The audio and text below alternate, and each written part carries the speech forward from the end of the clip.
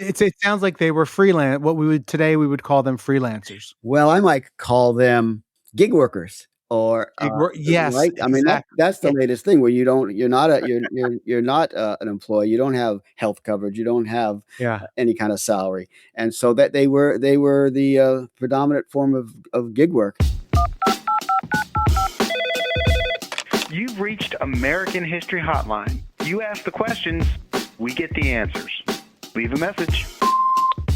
Hey there, American History Hotliners. Bob Crawford here. Thrilled to be joining you again for another episode of American History Hotline, the show where you ask the questions. And the best way to get us a question is to email us at AmericanHistoryHotline@gmail.com. That's AmericanHistoryHotline@gmail.com. Okay, today's question is from Nicole in Utah. She writes, my daughter's school is rehearsing Newsies the musical, and I'm wondering what really happened with the newspaper boys and the working children in New York. Did they actually go on strike? And if so, what were the lasting effects of the strike for New York City and the whole country? Nicole, this is a great question. And well, I've got news for you. I think we found the perfect expert to help us answer your question. Joining me now is Vincent D. Girolamo. He's the author of the book Crying the News, A History of America's Newsboys. Vincent, thanks for joining me today. Thank you for the invitation. We are so glad to have you. Okay, I want to start by talking about the musical, and then we can get into the real story. Can you give me a quick synopsis of the musical, what it's all about?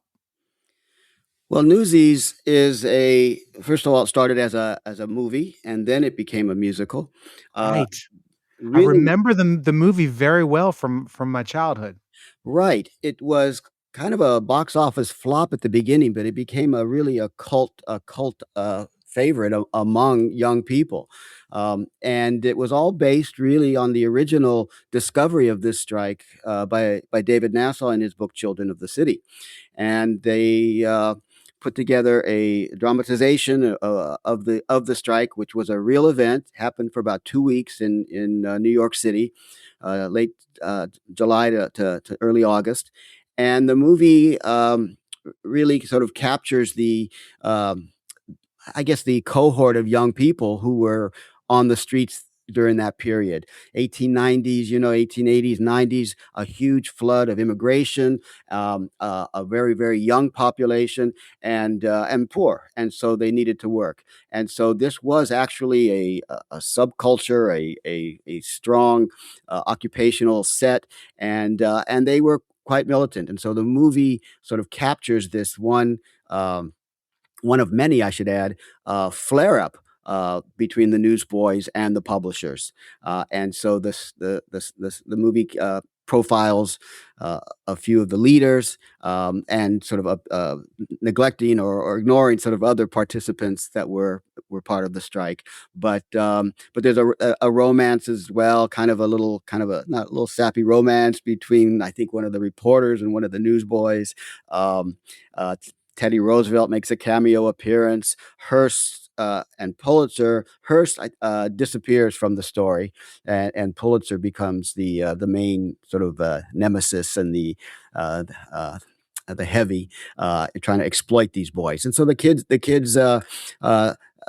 the movie and in the, play and in the, real life, the precipitating event was the, raising of the prices, the wholesale prices for to the newsboys. So they were getting, two papers for a penny, half price, and then uh, the newspaper said, okay, now you'll get, instead of 5 for 10 cents, you'll get 4 for 10 cents. And so that, they were trying to recoup sort of losses that they incurred during the Spanish American War.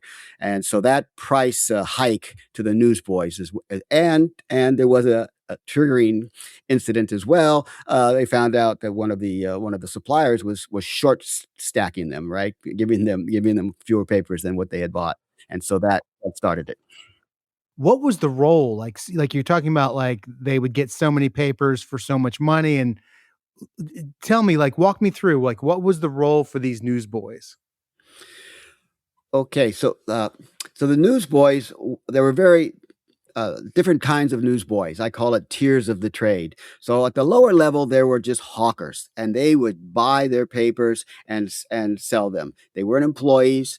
They weren't on a salary. They would just invest in however many papers they think they could sell, and sell them through the day or in the rush hour or whatever it was. So those were the newsboys that went on strike. There were more. There were carriers. There were boys who had regular routes. There were boys who worked for newsstands and would help distribute to subscribers around the newsstand, or they would go hawk up and down the streets where the newsstands were. There were like 5,000 newsstands in New York during this period, and then they each, had from 2 to 10 kids working for them. So there were all different kinds, but these ones that went on strike were really the free agents, were working on their own hook and just buying and selling. So you talked about this period of immigration that's happening at the same time as this. What were the nationalities of these boys? Like, were they Irish immigrants, Italian immigrants, Eastern European? Like at this time. Well, in New York and in cities throughout the United States, the ethnic profile of the news sellers reflected the ethnic profile of the working class. And so in New York and in other cities, people commented, and there was a transition from the Irish had dominated the trades earlier on. Germans, Scandinavians, English as well, British immigrants. So, but in this period, the Southern European, Eastern European, Jews and Italians started to really dominate the ranks, and the Irish are disappearing like snow in the spring sun, according to one newspaper. And there were all kinds of sort of ethnic stereotyping, if you will. The Irish were tough; they could fight, and they dominated the trade. But the Jews were smart, and they worked hard. But the Italians, they were not as tough as the Irish, not as smart as the Jews, but they worked harder and longer.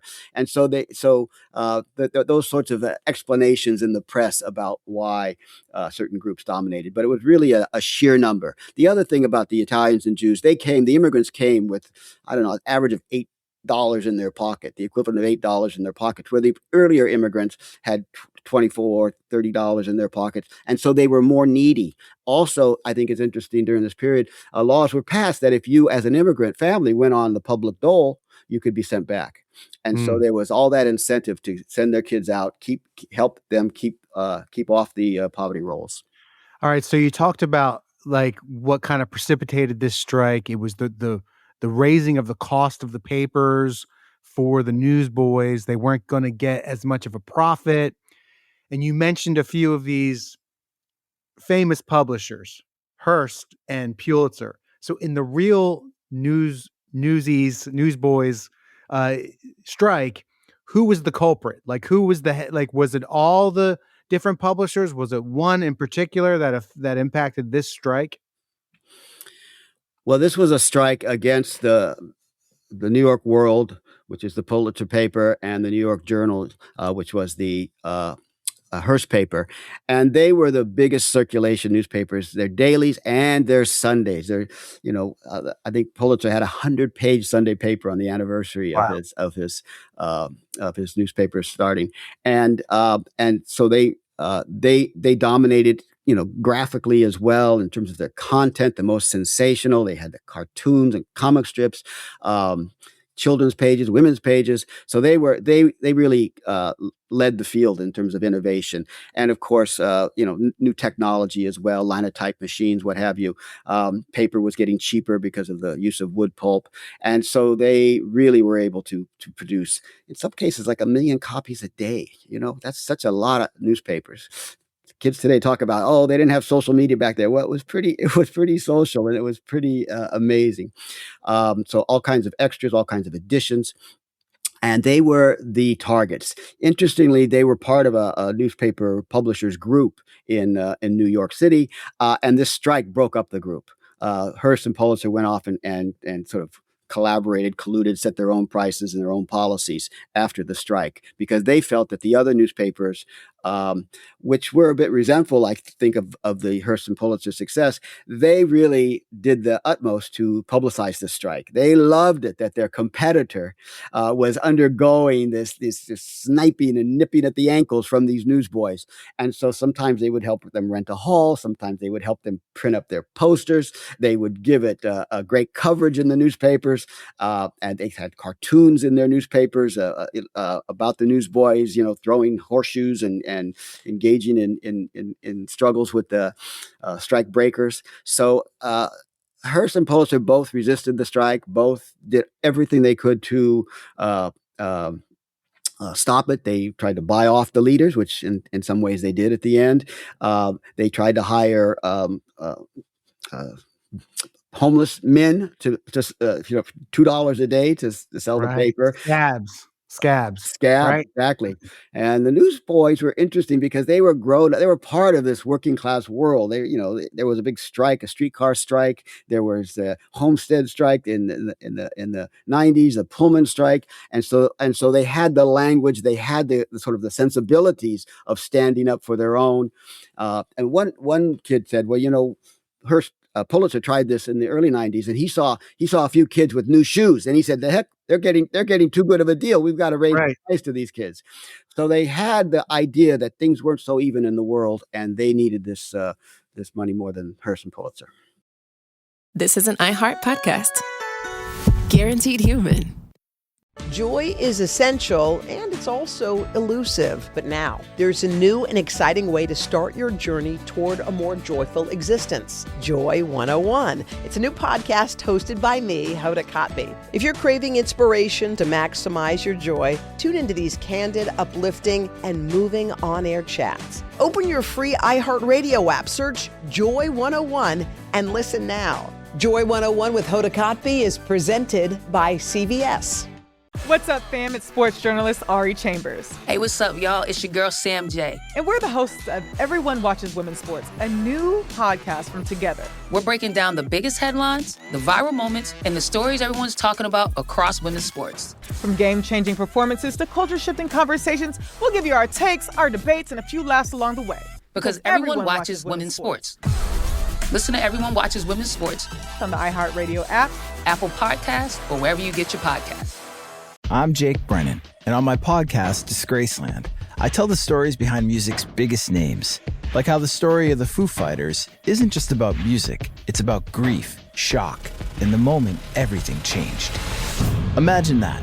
You're in the biggest band on the planet, as Dave Grohl was in 1994 in Nirvana, and the phone rings, and you learn that your singer, your friend, the reluctant voice of a generation, Kurt Cobain, is dead. Listen to Disgraceland on the iHeartRadio app, Apple Podcasts, or wherever you get your podcasts.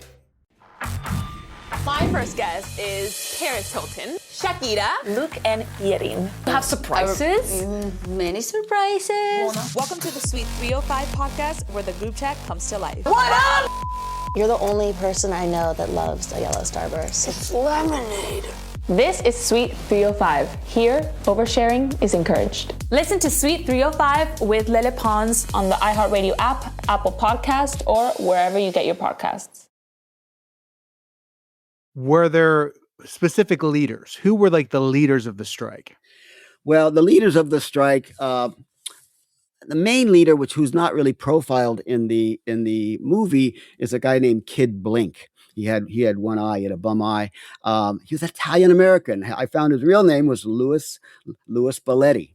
And he was, I think he was about 18. He was a little older, and he had a great speaking skills, a great orator, and a lot of personality. And he was quoted in the newspapers the most of anybody.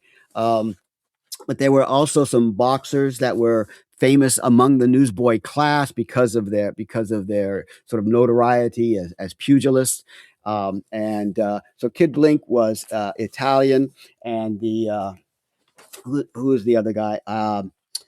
Morris Cohn was one. He actually met with Pulitzer Hearst rather, and Dave Simons. Dave Simons was the boxer. So he was a Jewish guy. How old were these guys? Like age range. Age range. I would say from maybe 11 to 18.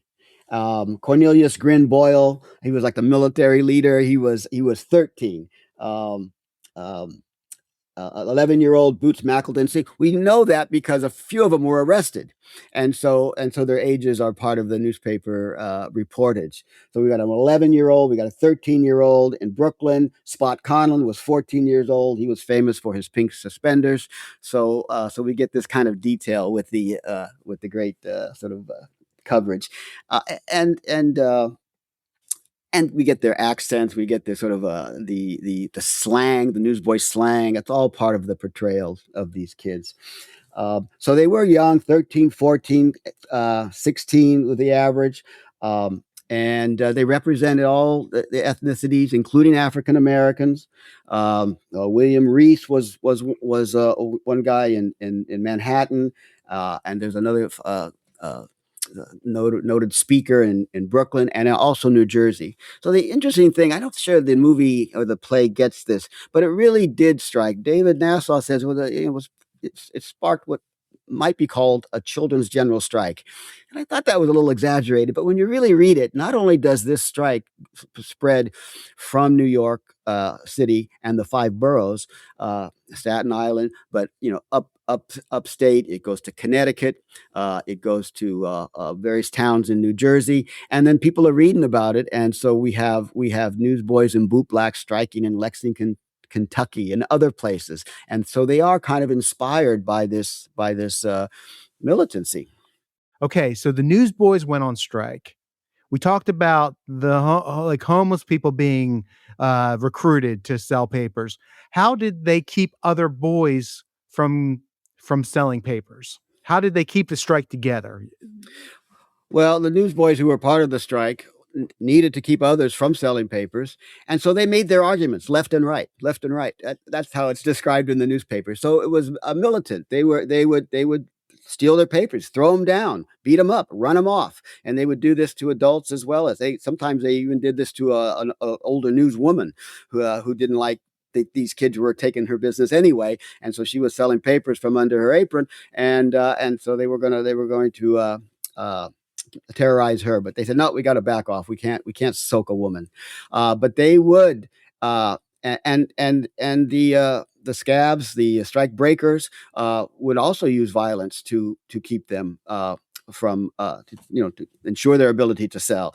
And so there were guns. Kid Blink had a revolver put down his throat, and the boys would arm themselves with barrel staves and spokes of wooden wheels, brass knuckles. They had all kinds of weapons. So they were really in a war to protect their livelihood, and violence was sort of part of their culture in some ways, and so they would militantly try to enforce the strike. So you listed a number of strikes that had been going on in that era, the Pullman strike, and you earlier you named a bunch of them. Is this a part of that? Is this like just this time period of unionization and strikes and striking out against the current labor laws? Like what are the newsboys part of this larger movement? Absolutely. The Newsboys are part of the labor movement, which is one of the biggest social movements of the era, and they are infused with this spirit. And so we see them adopting the language. We see them supporting the strikes of printers and other newspaper workers. And they're also doing something which, nobody really realized until I discovered it, was they're joining the Knights of Labor. They have the kids' night, the junior Knights of Labor. So they actually unionized. Yes, they form unions. Most of these were short-lived independents, but sometimes they join a local labor guild, a municipal labor league. But they would affiliate with the Knights of Labor. They would affiliate with the American Federation of Labor. Gomper said they'll never wipe out the labor movement, not as long as these kids are with us. It just shows how necessary we are. So they're Terence Powderly, the founder of the Knights of Labor, they called Powderly's Partisans up in New England. There was a strike there because the carriers were getting privileged treatment and getting their papers earlier and getting bicycles and things like that. So they joined the Knights of Labor. Also in the West, they joined the IWW, the Industrial Workers of the World. And in some of those towns in Utah, your questioner was from Utah, Colorado, there would everybody in town would be part of the Knights, the Industrial Workers of the World. And there again, they were quite militant. So they're caught up in this movement, in this spirit. They have a kind of class consciousness as workers. They have a kind of age consciousness as young people. They have a kind of occupational consciousness as newsboys, members of the newsboys class. We have to stick together. And so they're using this language, and they are infused by this spirit. So what did people do during the strike? Did they go without news? Well, during the strike, the Hearst and Pulitzer lost a measurable amount of revenue. So their sales, there are letters between, I think it's Don Seitz, which is Pulitzer's business manager. Pulitzer is up in Maine. He's kind of suffering from sort of headaches and what have you. And so these letters go back and forth. He says, oh, we lost 20%, 10%, 15% of our sales. Advertisers, they don't want to pay the going rate because we're reaching fewer readers.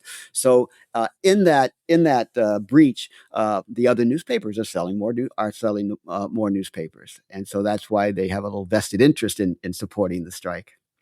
Did the public support the strike? The public supported the strike. I think to some degree they did. I mean, because you actually took risks by buying these boycotted newspapers. Maybe some people didn't necessarily support the strike. But I think it's hard to measure. But there are other options, and so Hearst and Pulitzer also had their enemies for other reasons, for their political positions, and so they had the most glorious newspapers on the market. So people wanted those papers, but I think by and large, you had the support. In fact, one measure of that is that they have this big meeting in Irving Hall, which is represented in the movie, and you have local aldermen speaking and saying, "Okay, you boys, cut down the violence, and you'll prevail." You have a local a priest in Newark, I think it is, and he's saying, avoid dynamite, and we're with you. And so these local politicians and are sort of going on record supporting the strike. What's up, fam? I'm sports journalist Ari Chambers. Hey, what's up, y'all? It's your girl, Sam J. And we're the hosts of Everyone Watches Women's Sports, a new podcast from Together and iHeart Women's Sports. Because let's be real, women's sports is giving us way too much to talk about these days. The highlights, the rivalries, the breakout stars, the moments that take over your entire timeline. And the conversations that start during the game and somehow keep going all week. Every week, we're breaking down the biggest stories across women's sports. We'll give you our takes, our debates, and probably a few disagreements. We'll talk to athletes, celebrate big moments, and get into what's happening on and off the field, court, track, and beyond. Because we're not just interested in what happened, we're interested in why everyone's talking about it. Because everyone watches women's sports. So if you're already a fan, or you're just getting into the game, there's a seat for you right here. Listen to Everyone Watches Women's Sports on the iHeartRadio app, Apple Podcasts, or wherever you get your podcasts. Hey, I'm Hoda Kotb, host of the podcast Joy 101 with Hoda Kotb. Okay, if you know me, you know this. I'm always searching for inspiration, for support, and useful tools to help maximize joy. So this podcast lets us uncover all of that together. We're going to have these meaningful conversations with the world's most fascinating people, like when actress Olivia Munn shared how she overcame fierce health challenges that she never saw coming. I've gone through breast cancer and then helped my mother through breast cancer, and that was more difficult. There's a lot of people who understand postpartum depression. I was not prepared for postpartum anxiety. Olympic champ Shawn Johnson revealed why she had no choice but to be a gymnast. There was something about gymnastics that was intoxicating to me. It's given me a belief that we all have one of those treasures inside of us. We just have to find it. Listen to Joy 101 with Hoda Kotb on the iHeartRadio app, Apple Podcasts, or wherever you get your podcasts. My first guest is Paris Hilton, Shakira, Luke and Yerin, Samira y Gracie. I'm so excited. On the bouncy bed. You have surprises? Many surprises. Welcome to Suite 305, where the group chat comes to life. What up? Es como que una forma de decir como, hola amiga, hola mejor amiga, hola hermana, what up? Mira, nunca lo había hablado con nadie. Excepto con mis hijos. Mis hijos sí saben. Sé mi amante. Uf. Punch. Qué increíble. Ya, la telenovela. You're the only person I know that loves a yellow starburst. It's lemonade. No hay alguien que te falta, como que tú dices, me gustaría colaborar con esta persona. This is Suite 305. Listen to Suite 305 with Lele Pons as part of My Cultura podcast network on the iHeartRadio app, Apple Podcast, or wherever you get your podcasts. Hey everyone, it's the Jonas Brothers. This week on the podcast, Hey Jonas, we're hanging out with the one, the only, and the one, Michael Bublé. You guys, I'm genuinely a huge fan. Like, it's funny, you know, I made a whole thing about doing this TikTok where I got you guys to sign the guitar, but right. It was real. Like, we listen to you in the car all the time. Like, it literally is hanging up with all your signatures. Wow. I am so honored. After Kevin's recent, let's call it interesting confession about Michael, I had a feeling this wasn't going to be going away. We figured there's only one thing to do. We must invite Michael Bublé on the podcast, and we want to know what's on his Sexy Time playlist. You know, I did an interview, and they're like, have you heard about this Jonas Brothers thing? And they were like, what did you think of it? And I was like, well, I mean, it's reciprocal. Like, what a man got to do? What a man got to do? We talk about Kevin's confession, Michael's reaction, and a whole lot more. Do you have a hockey rink in your house? I do. Our conversation with Michael Bublé is out now. Listen to Hey Jonas on the iHeartRadio app, Apple Podcasts, or wherever you get your podcasts. So how does the strike end, ultimately? How does the strike end? That is the question. Here we get into a bit of fiction. Because as I say in that essay, I make a couple of points in that essay, Newsies and Academe, mainly that this strike was not a one-off, that there were dozens of strikes in Boston, Omaha, Denver, Cripple Creek, Colorado, Chicago, Spokane, throughout the 1890s. It caught fire. This was before. This was before. Oh.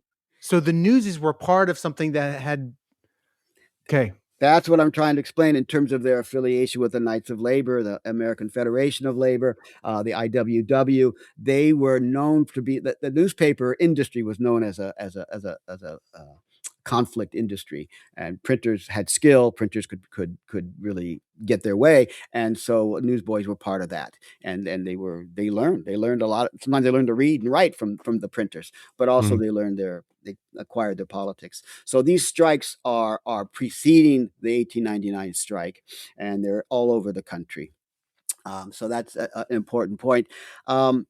Most of them are losers. Most of them are short-lived, and they're over a whole range of issues, not just wage hikes, but orders that you have to have a clean face, or somebody a favorite supplier got fired. So they would strike for a whole variety of reasons. In the 1890s, you have another technological innovation, the silent newsboy, the mechanical newsboy, better known as the newspaper rack, right? The vending machine. And so they're striking over that. They're trashing these machines. So this is part of the militancy. The 1899 strike ended ambiguously in the sense that the coverage trails off. And so the script writers actually called me early on and said, how did it end? How did it end? It seems to be that there was a deal made between some of the leaders, and it looked like some of them were selling out. And so they did not go back to the old wartime prices, the pre-war prices, but they got a concession of returns, that they could return the unsold papers. Not one-to-one necessarily. Sometimes you return 5 and you can get 3 new papers. And so that was the one concession. The other thing I find in this strike and other strikes is that parents are saying, okay, great. You're fighting for your justice, your economic justice as you determine it, but we need the money. Go back to work quit fooling around. So there's parental pressure as Mm. well to get those kids back to earning. So 2 weeks is kind of a maximum, I think, for these strikes. And so the strike just sort of fizzled, and it took longer in other places. It dragged on a little longer. But it didn't get the newspaper coverage. Although it did lead. There was a sort of an adult organized union did take shape afterwards. What were child labor laws before before these strikes? And did child labor laws change after these strikes or as a result of these strikes? Well, I think that's a good question, because I make this point in the book. Maybe it's coincidental, but these street trading ordinances, where you have to get a license, you have to show you're of a certain age, you have to get off the streets by 9 o'clock, 10 o'clock. Those sort of municipal regulations. Sometimes they were in a state law. Often they were city laws. They often followed these newsboy strikes. And so these labor laws were a way, and let's face it, mandatory school attendance laws are labor laws as well. So these rose. 1899 strike, 1903 we get the first New York law, where kids have to be licensed and regulated. So I saw that pattern in cities across the country. The other interesting thing about these street traders is that they're not regular employees, right? So as you get the child labor laws in the late 19th century, factory work, textile, mines, these kids are exempt because they're not employed. The newspaper publishers will say, "Listen, they come here, they buy papers, and we don't employ them. They're not our workers." And so as the result, they are uh, uh, exempt from most labor laws. Yeah. So Indeed, yeah. it sounds like they were freelance. What we would call them freelancers. Well, I might call them gig workers, or Yes, right. I mean, exactly. that's the latest thing, where you're not an employee. You don't have health coverage. You don't have Yeah. any kind of salary, and so that they were the predominant form of gig work, and yeah. So what was the broader impact, getting back to Nicole's question, what was the broader impact of these strikes on the country? The newsboy strikes. Well, it's interesting to think that we forgot about this. Or how much impact could it have if we all forgot about it until David Nassau discovered it, and the movie makers sort of popularized it 100 years later, 80 years later. I guess the impact of the strike, you could measure it on the impact on unions, on the labor movement, and then on the industry as well. So the labor movement does realize that these kids are valuable. They have their um, ideas. They support us, and so we see the AFL, American Federation of Labor, are sanctioning newsboy unions. The biggest one is in Boston, and they are able to. They want respectability, and so we have the Boston Newsboys unions, and they're supported also somewhat by reformers who think this is a good way to kind of regulate the industry, and make sure that they're self-regulating in some ways, keep the younger kids off the street. So that phase happens. There's also something, these newsboy republics are come out of this as well. These are like boys clubs, and they teach kids how to elect officers and to vote, and so it's kind of a civic lessons. Yeah, it's great. And this happens in Boston and Milwaukee and various places, newsboy republics. Also, this is the start of the progressive era in some ways during this period. And so we see the settlement houses, the Women's Christian Temperance Union. They see newsboys as a result of drinking fathers or impoverished parents, and so they get involved in newsboy work and try to regulate them, and or in some cases to abolish them. They're not able to abolish the trade, but to regulate becomes the compromise. So we see the reformers as well getting involved in this problem. We see news girls are being regulated for the first time in a big way, that they become kind of the wedge in which reformers say, well, nobody cares about the boys, but we don't want girls out in the streets selling, approaching strangers for commercial purposes at night. And so there's the news crying, the news girl problem. And so they become much more prominent in public consciousness. We have Jacob Riis as well with his photographs. But newsboys are also at this time glamorized. They're the Nisby the Newsboy comic strip. The Yellow Kid was a newsboy. We have newsboy statues going up across the country. Newsboy tobacco, newsboy cigars. So as much as reformers are trying to regulate the trade and stifle it, they're all the publishers are celebrating them as well as being this is how kids learn the work ethic. This is how kids pull themselves up by their bootstraps. Leave them alone. They're better off selling papers for us. How did you get onto this topic? I got onto this topic as a labor journalist working for the Longshoremen's Union newspaper, wanting to look at child labor, but not just child labor, and which is often is about the reform movements, but about the kids and the culture that they developed and how did they organize, how did they discipline themselves, what did they think, what was in their minds. So I wanted, and I thought that these newsboys were actually kind of an interesting group that really hadn't been done. I read Nassau's book and I thought, oh, I'm scooped. I did it. And I said, wait a minute. Let's go back and forward. Let's see how it really influenced their family economics. How did it actually influence the newspaper industry itself? How did it influence the country? And so I'm looking at not just sort of a history of newsboys, but a sort of a newsboys history of the United States, and looking at it across time from 1830s to the 1930s. And it just seemed like the street as a workplace, what could be more interesting than working on the streets? And the newspapers are often, journalism history is often about these great publishers and the public opinion that they shape, but they are employers. It's one of the biggest non-smokestack industries in the country. So let's look at them as employers. All that coupled with the fact that my father, my uncles were all Depression-era newsboys in Boston. And so I grew up with the stories of them hustling on the streets. And it just seemed like that kind of influenced their own kind of style and entrepreneurial sort of tendencies as well. So it's an incredible topic to look back on and think about in this moment where the newspapers are literally they're dying off, like print media is dying off, and so it is really incredible to take a look back. I've enjoyed our time together today. I've been talking to Vincent D. Girolamo. Vincent D. Girolamo, and I made this difficult because it's just a name. Vincent D. Girolamo, author of the book Crying the News, A History of America's Newsboys. He also has a new essay out called Newsboys in Academe.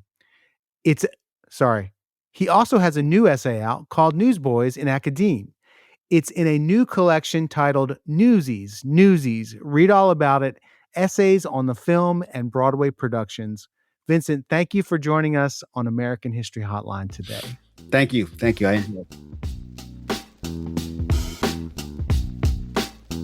You've been listening to American History Hotline, a production of iHeart Podcasts and Scratch Track Productions. The show's executive producer is James Morrison. Our executive producers from iHeart are Jordan Runtall and Jason English. Original music composed by me, Bob Crawford. Please keep in touch. Our email is americanhistoryhotline@gmail.com. If you like the show, please tell your friends and leave us a review in Apple Podcasts. I'm your host, Bob Crawford. Feel free to hit me up on social media to ask a history question or to let me know what you think of the show. You can find me at Bob Crawford Base. Thanks so much for listening. See you next week.